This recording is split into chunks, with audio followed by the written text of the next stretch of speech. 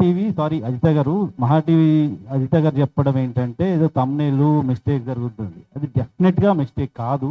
నాకు అనిపించింది ఇంటెన్షనల్గా 3-4 రోజులుగా వాంటెడ్లీ ఛానల్ చైర్మన్ కూర్చొని మాట్లాడిన మాటలు, ఛానల్ చైర్మన్ హోస్ట్ చేసిన ప్రోగ్రామ్.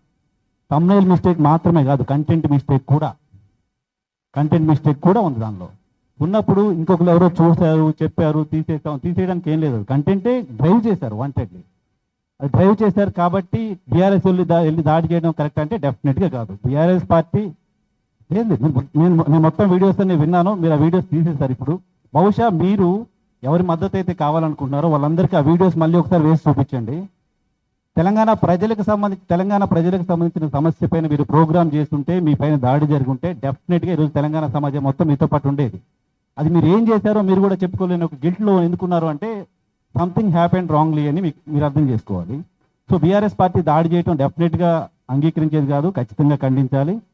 చట్ట ప్రకారం అవ్వచ్చు, కంప్లైంట్ చేయొచ్చు, పరువు నష్టం దావేయచ్చు, ఇంకేమైనా వేయచ్చు, కానీ దాడులు చేయడం అనేది ఏమాత్రం కూడా సహించేది కాదు. ఇక మరొక ఇష్యూ